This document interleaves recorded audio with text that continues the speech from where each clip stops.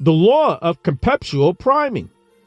Ladies and gentlemen, welcome to the Universal Principle, the talk show that explores the fundamental laws that govern our universe and our minds.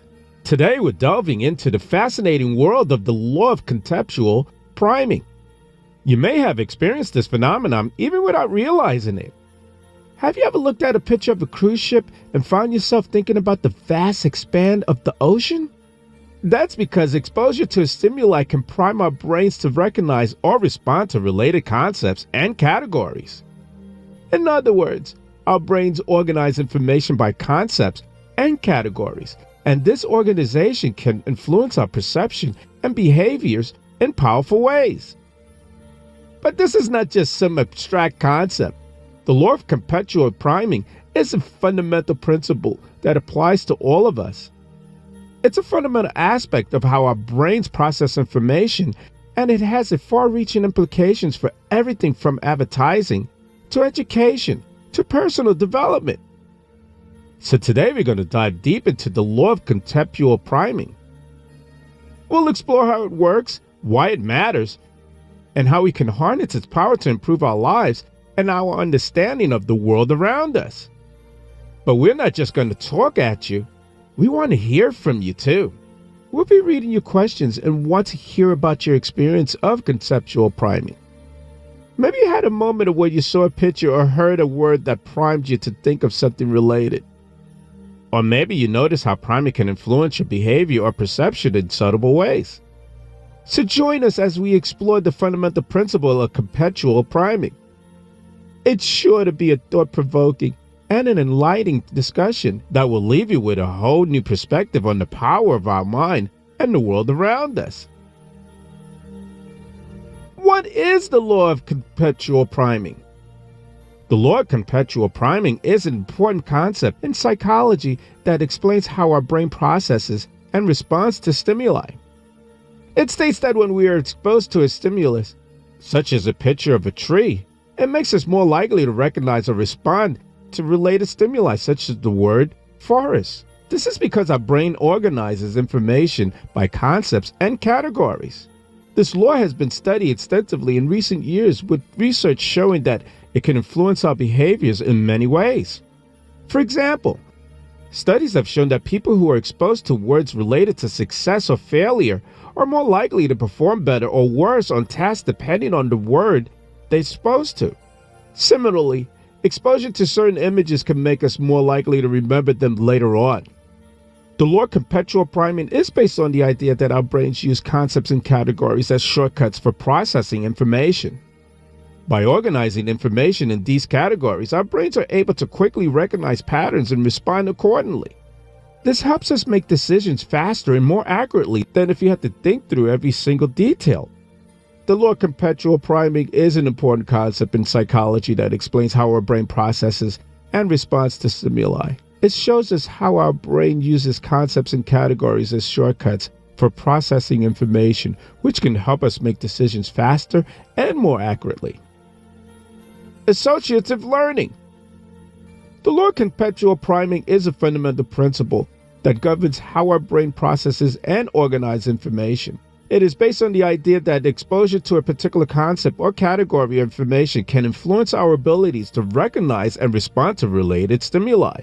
At its core, conceptual priming is a form of associative learning. When we are exposed to a stimulus, our brain forms associations with other related concepts or categories. These associations are stored in our long-term memory and can be activated when we encounter related stimulus in the future. One of the key features of conceptual priming is that it operates unconsciously. We may not even be aware of the associations that our brains are forming, yet it can have a powerful influence on our behavior and perception.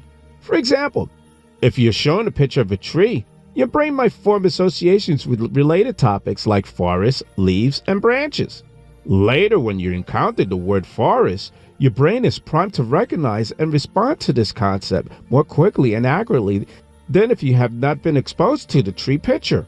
Research has shown that conceptual priming can occur across a wide range of stimulus, including words, images, sounds, and even smells. It can also operate in varying timescales.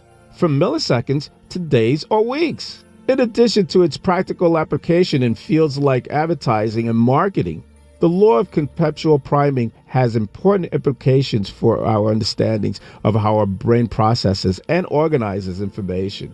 By shedding light on the underlying mechanisms of associative learning, it offers insights into how we acquire knowledge, form memories, and navigate the complex world around us. The law of conceptual priming is a fundamental principle that governs how our brain organizes and processes information. By understanding how this principle operates, we could gain new insights into the working of our minds and the mechanisms of learning and memory.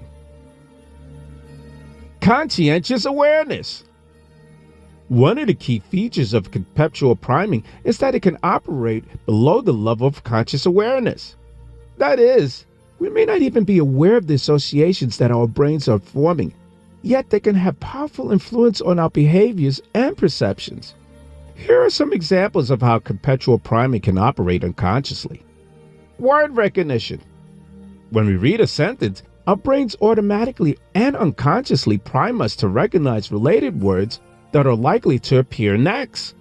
For example, if we read the sentence, "He spread the bread with," our brains may unconsciously prime us to recognize the word butter as the next word. Product branding. Companies often use branding to prime customers to associate their products with positive qualities or emotions. For example, the Nike swoosh logo is associated with athleticism, success, and motivation, even though these associations are not explicitly stated or advertised. Perception of faces. Studies have shown that priming can influence our perceptions of faces. For example, if we are shown pictures of a smiling face, we may unconsciously prime ourselves to perceive subsequent faces as also having positive expressions. Implicit bias. Our brains can also form unconscious associations and biases based on our experiences and social context.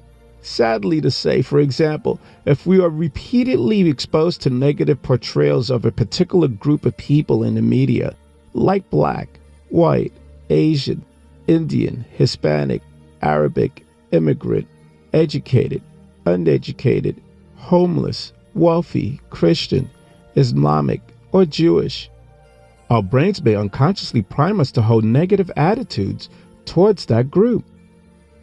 Learning and memory. Conceptual priming is also an important mechanism for learning and memory. When we learn new information, our brains form associations with related concepts and categories, which can prime us to remember and recall that information more easily in the future. These examples demonstrate how conceptual priming operates unconsciously and can influence our behaviors and perceptions without our conscious awareness. By understanding this fundamental principle, we can gain new insights into the working of our minds and the mechanisms of learning and memory.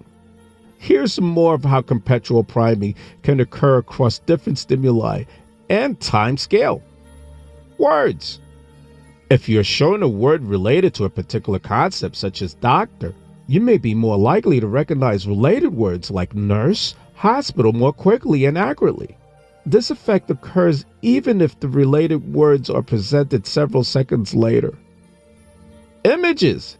Similarly, if you are shown an image of a particular object, such as a bicycle, you may be more likely to recognize related images like motorcycle, scooter more quickly and accurately. This effect can occur even if related images are presented several seconds later. Sounds. Research has also shown that conceptual priming can occur with auditory stimuli. For example, if you listen to a particular song, your brain may form associations with related songs or music genres that make them more memorable and easy to recognize. Smells.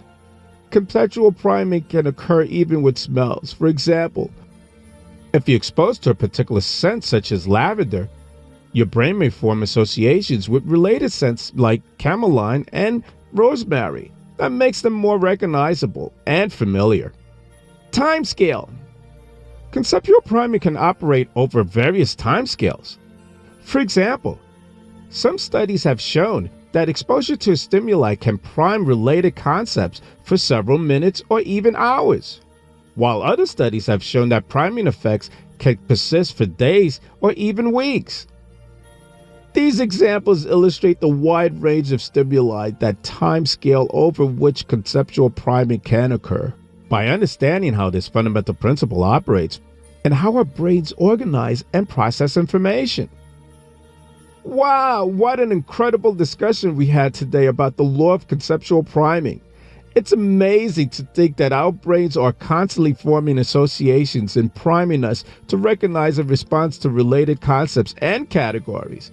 As we learned today, this fundamental principle has far-reaching implications for everything from advertising to education to personal development.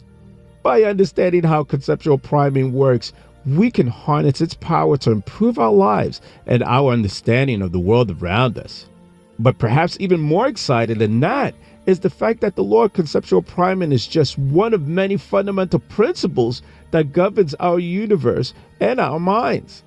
From the law of physics to the principles of mathematics, these are countless universal laws that shape our world and our understanding of it. As we wrap up this episode of The Universal Principle, I want to leave you with this thought.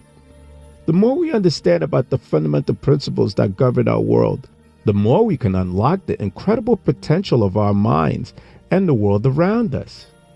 So keep exploring, keep learning, and keep seeking out the universal principles that underlie all of our experiences. Who knows what incredible discoveries and insights are waiting just around the corner.